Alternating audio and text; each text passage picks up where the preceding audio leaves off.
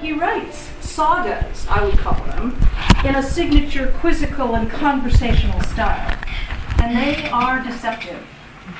They're plain-spoken, unassuming, and often hilarious, and these qualities are very engaging. But there's also a complexity of thought and a keen sense of the absurd that often makes me suspect I'm having the wool pulled over my eyes. As I unravel or try to unravel the thread of his intention, I sometimes seem to think he's far ahead of me, laughing gleefully, though not unkindly. And I don't mind this at all, because Rich, like all the best storytellers, enlivens our common experience with the fluency of his imagination. Please welcome Rich Lawson.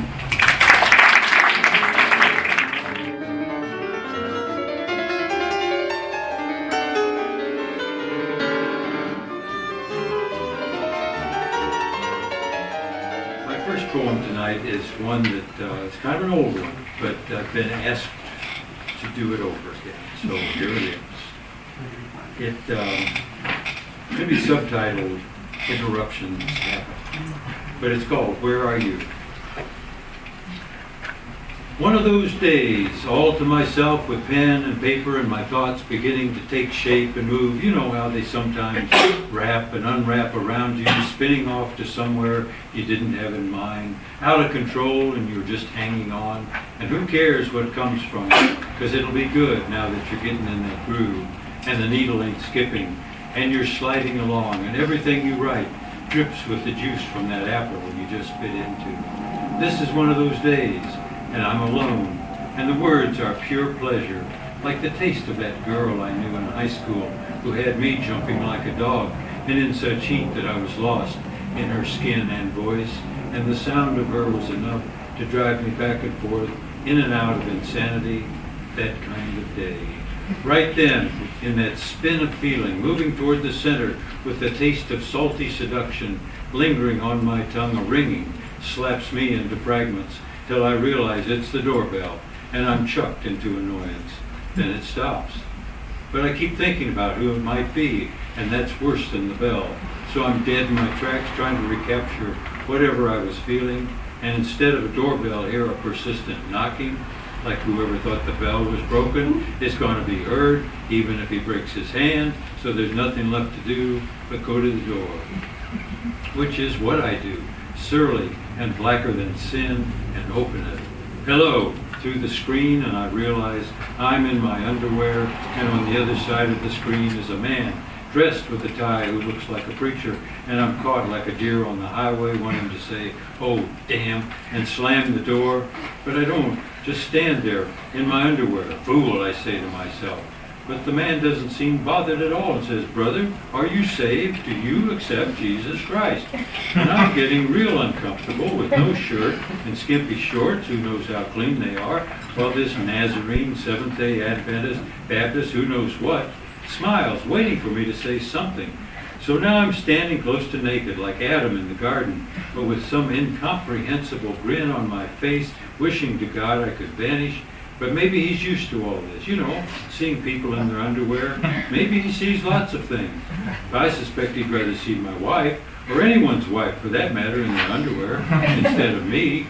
But he keeps on smiling, waiting for a nod or a word, so I'm not sure who he'd rather see. And in the background, walking in a slow, what's going on manner, is my neighbor. Hello, Mrs. Williams, I say, as she looks through the screen at my hairy, skinny legs. The preacher says, brother, I'm glad you're home. Here's some pamphlets, and remember, God loves you. Yes, I say, trying to remember what I should be doing, and watching Mrs. Williams close her door. Then I see we're collecting a crowd, as 4-year-old James stands between the preacher and me. Hey, you don't got your clothes on, he says, and his sister runs up and giggles. But even with 2 more kids, the preacher won't be quiet, although I haven't heard a thing he said about salvation and the cross and all that, because my face is red and my armpits are wet and my voice, when I can use it, is a little like starting a car. Mama, Richard ain't got no clothes on. Well, come here then. No, right now. And I begin thinking about clothes. and how I like to go to nude beaches north of Santa Cruz because it feels free and nobody really cares. Nobody's checking out how big this is or that is, or how saggy this is or that is. And I remember Adam in the garden and how he must have felt the same as I do now, at least for a while, and especially when God came along after Adam had screwed it all up and says, "Where are you?" As if he didn't know. Adam was hiding under a shrub or behind a tree or a rock, because God, being God, knows all of that. But what he really meant was, where are you in your mind? Where have you gone? And Adam shows up, probably red-faced, sweating. God says, "Man, you some kind of fool, covering yourself up with a leaf. It ain't even a good-looking leaf at that. I don't think you should see me again." Now God says this because Adam has moved into himself too much and can't hear the word. And I wonder how we hide from each other with our clothes and such, and are embarrassed at any head of being naked. Where are you, I ask myself, because I haven't heard anything this preacher has said. And maybe he had something big that I'll never know, because now he's gone. And all I have are these pamphlets and the kids, still staring, and of course I close the door. But I wonder how many angels have sung their songs, or how many times God has spoken right at me, and I never heard, because I was too overdressed and somewhere else.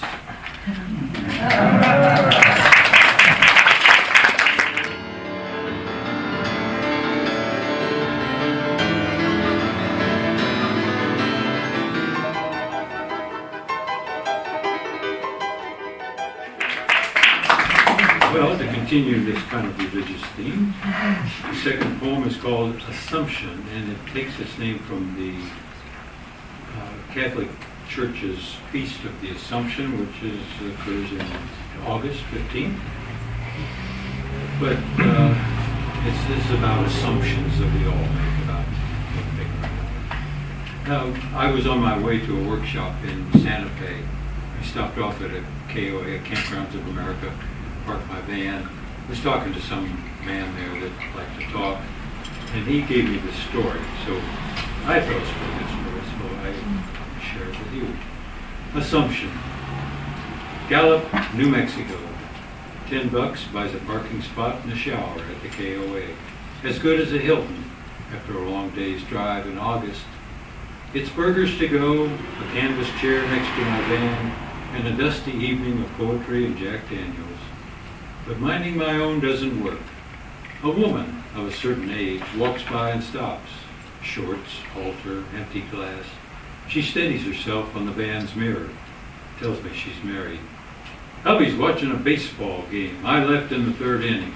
It's going to be a very long night, if you know what I mean. She has time and nothing to do. Spots my whiskey and pours herself half a glass.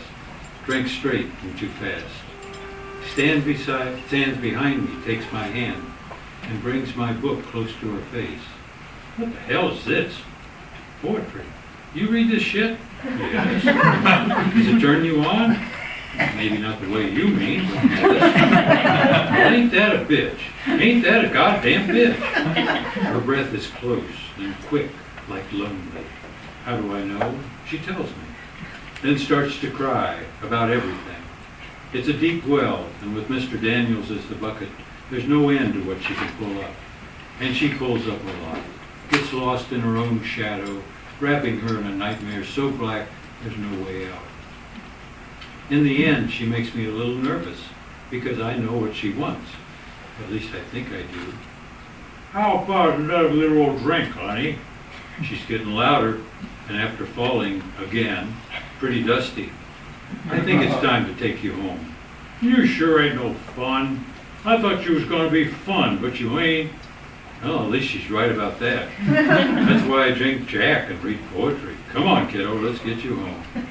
I walk her to her RV. Hubby hands her a drink. Where you been, hon? The Yanks are winning. She looks back from the doorway. I expect a kiss. A blown kiss, even. She smiles. Gives me the finger. Two nuns park next to me. Nuns are safe and smart and never want to talk. That's why I like them.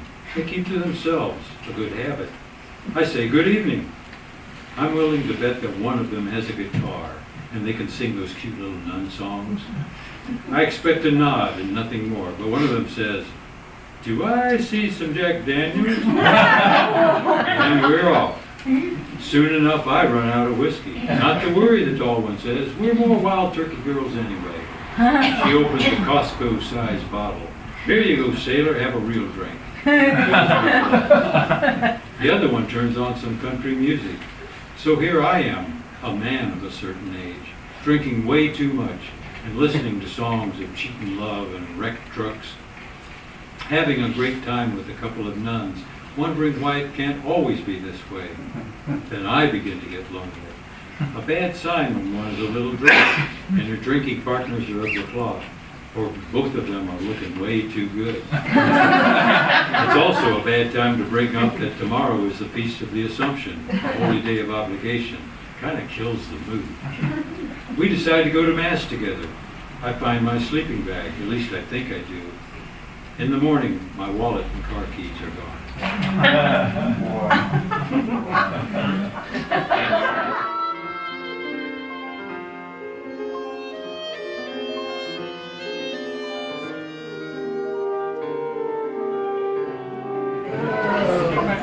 Okay, this one is, I noticed a little dance that goes on around the open mic sign-up sheet. And maybe it's just me who dances, but I've noticed some strange things. And this one's called The Art of the Open Mic Sign-Up. The only blank sheet more terrifying than the one in my typewriter is the one with 10 numbers staring back at me on open mic night. There have been times, I'm sure of this, I've detected a smirk on his pale face, although the most common feeling is an indifference and patience, encountered in government offices as I ineptly fill out a necessary form, while the clerk in charge taps a pen and sighs because I, once again, erase or ask a question. But when I believe my poem is good, I can talk about it, and those 10 lines rush at me like puppies in a rescue kennel, begging me to choose, with promises of applause or a hum of approval, even a yes among nodding heads at the end of the reading. Trouble is, I can never be sure. The same numbered places I'm staring at that garner applause also whisper past failures. Yet that elusive possibility of approval compels me down those basement steps where my light fails, and who knows what lurks, waiting either to lick my hand or bite. The door behind me closes. I must sign up. The first space, of course, is out of the question. It arrives too suddenly, like an errant guillotine. Besides, is often taken by someone way sure of herself, say a poet whose work has been published in the Parish Review, or someone who believes her work should have or would have been published there because the personal rejection letter indicated promise and potential. This is the alpha dog place, not for me. In the meantime, spaces 2 and 8 have been filled, and the poet with a beautiful British accent has picked up the pen. A lovely young woman wearing a very tight skirt and a beautiful smile signs in at number 2. I'm pretty sure she isn't wearing underwear. She recites and sways her words in a lulling cadence, whispering seductively and just for me. Who cares what she's writing about? Following her is like driving a 95 Civic in a Tesla parade. You either run out of gas or nobody knows you're there. 4 might be a good place, but the British accent is already there.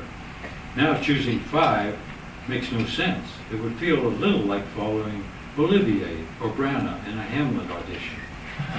The tall guy with the black turtleneck and a pipe takes number 5. He's carrying an untranslated edition of Dante.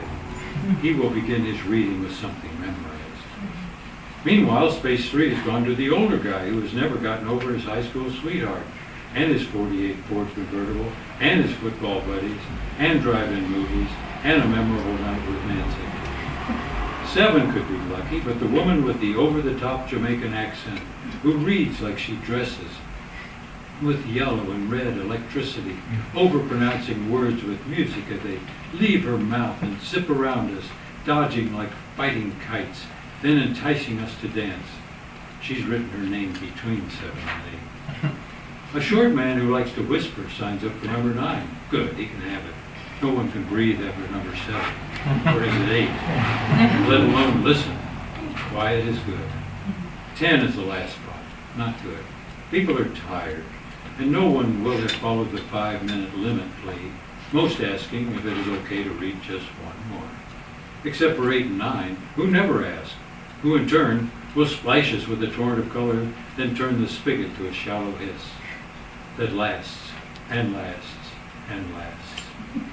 10 is the deadline. We're all tired. It's when the refrigerator begins to rumble. Forget 10. 7 is the best place tonight. A woman who writes about sex in a way that whips you up in a froth of delicious disgust and longing for a do-over life aims her pen. But you have your own and lunge for 7 and scratch your name in ink. She looks at you and defers to 6. I doubt she will appreciate your poetry. You can relax until the future poet has read.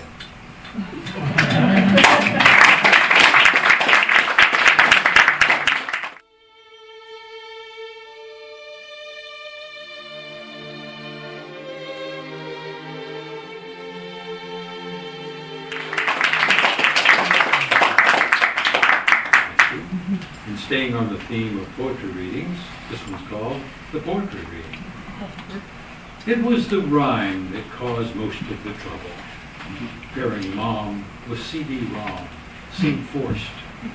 But also guilty was the fuzzy maternal metaphor with its sweetness of angels.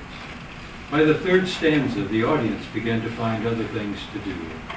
Small, revealing motions, rhythmic leg shaking, finger tapping, and repetitive cheek repositioning. Fidgeting became a full-blown outbreak of restless leg syndrome, as if the audience ached to be on the move like weary sixth period students.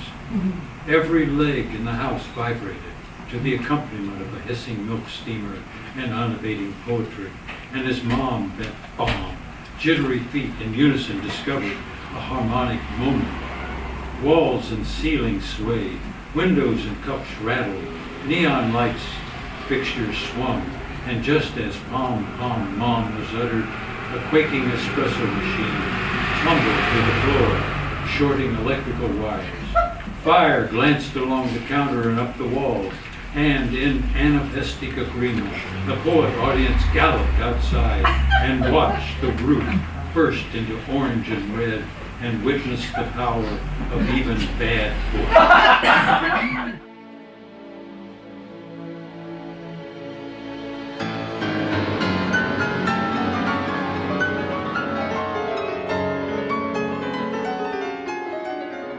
Next poem is one I wrote after reading a book called Poems Are Hard to Read. And I met a man who breaks horses. Go figure. Breaking a horse. Lord, that is one crazy sumbitch. Get your lead ready, and for Christ's sakes, watch your fingers. It's going to be hard enough. We don't need any blood. It ain't never easy to break a horse. It takes weeks sometimes, and patience. You got to know him, study him, figure out how he thinks, and take it slow. There's many a broken arm or wrist, or stomped gut, or lost teeth, or similar setbacks coming from being in a hurry. It ain't you versus the horse. That kind of thinking will backfire. You want that fucker to trust you if you're going to get all you can out of it. You're aiming for respect on both sides, and you pay for it in sweat and eating dust, and want to yell because you thought he was ready, but he wasn't, nor you neither. But in the end, you and him blend. You ride, breathless in the power of wild and captive freedom across empty land.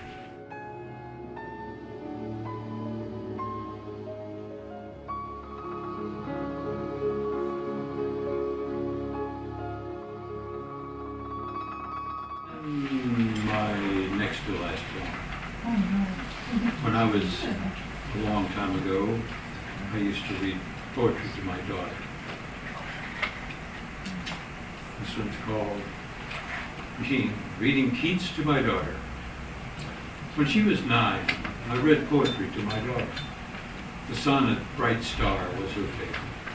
I read it to her many times, late in the evening, as she sat next to me, listening and watching the words, while I tried to do justice to the poem, looking at her all the while. Seeing her eyes find something in the distance, and watching her mouth echo the feeling of yearning and regret. If I missed a word, she corrected me with the same smiling accusation she did earlier when I read Goodnight Moon before she went to sleep, surrounded by her stuffed animals. But mostly she liked to hear me read the language of one who, not a lot older than she, felt so much and showed her that sharing private feelings could be beautiful, even if scary.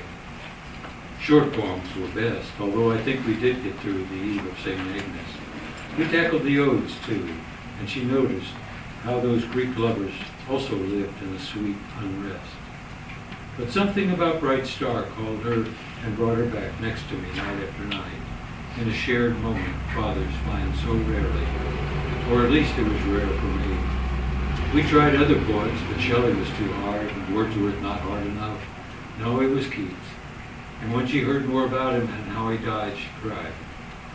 There was something about being steadfast and loving someone so completely that surrounded her, captured her. Perhaps she knew that love came hard for me, and that not giving myself to anyone was my own secret loss, but also a loss for others. Perhaps she knew that these nights would come to an end too soon. That was years ago, but sometimes late at night I remember and wish I could touch her again.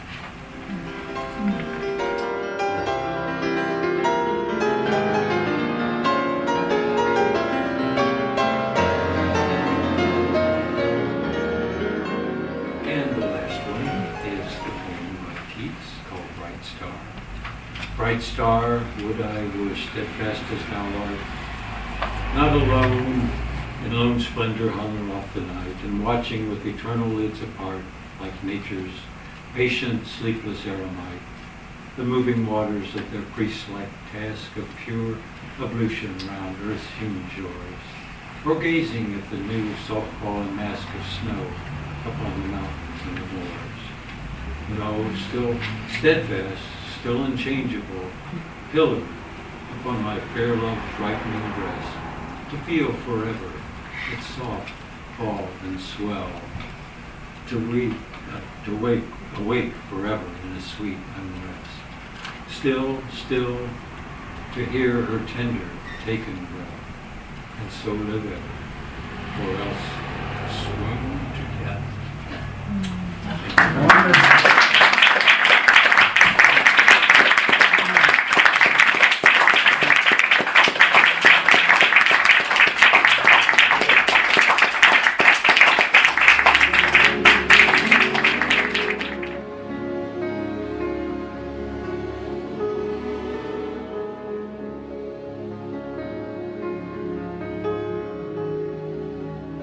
I started writing poetry when I was in high school. It was a cool way to get to meet girls in those days, and so I could write poetry or read other people's poetry, really. And out on dates, it was kind of a nice thing to do. Anyway, that's when I started writing was then. I continued on when I went to college, but then after I got married, kind of drifted off a bit. But then when I started teaching school, I put it back in our curriculum, and that was, I would say, somewhere in the mid-80s or 70s, I guess it was. And been writing more and more ever since, and teaching more and more with kids too. So, yeah, a long time, when I was a kid.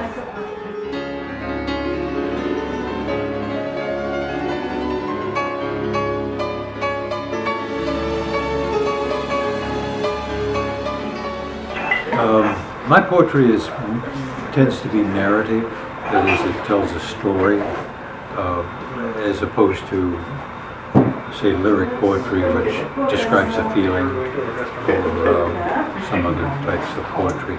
It's I like stories. I like to tell stories, so poems work that way. As far as technical aspects are concerned, though, I don't write too many poems that are rhymed or have a regular meter to them. They're not versified as such, although I've written some like that. But my favorite, I guess, the thing I most tend to write is poetry that's unrhymed and has a beat or a meter, but more depends on the kind of the spoken language of it, the way people talk.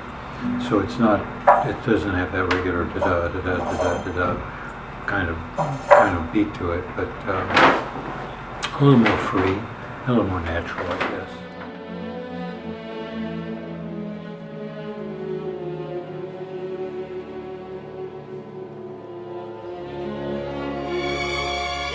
Oh, source of inspiration. Well, probably the first thing is other poets. Like tonight, I listen to everybody that reads, and somebody will read something that will trigger a thought, and I'll write it down, and I'll think about it, and go home, and that'll turn out to be a poem. Or sometimes I'll just be reading poetry. I always keep a stack of books of poetry near where I write, and I read them and look at them, and stuff comes up. It's not like copying. It's just that, somebody will say something and give you a thought. It's a little similar, but it's a lot different, and that's where it goes. But I get inspiration. I like to play music when I'm writing or thinking about writing. I play a lot of movie music, and it kind of sets moods and things, and makes me feel a little one way or another. I get inspiration from just going out and looking at stuff, trees or mountains or hills or the sea or whatever. I guess if you're an observer, or if you really see or hear or listen or whatever, everywhere there's something. It's something interesting. And it may not be the best poem, but it's a poem, and you just keep, today you wrote one that was sort of a C- poem, and tomorrow you write one that's a B+ poem. That's the way it works. You just have to keep writing. You know what I'm saying?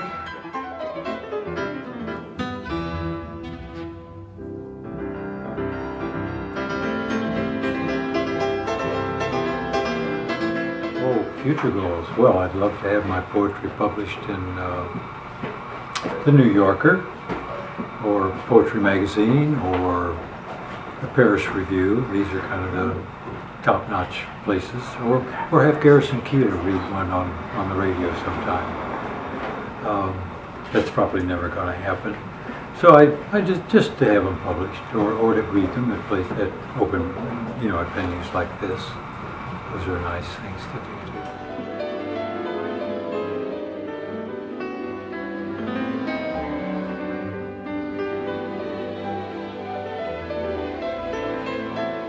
Well, you can find some right here. I don't submit my work for publication as much as I used to. So if you go back a few years, you could find a lot of journals that have them in there, but you probably can't find them anymore because they have a kind of a short shelf life. After I stopped sending off so much, I concentrated on this, and this came out last year. So that's where you can probably see most of it. We'll come to these events.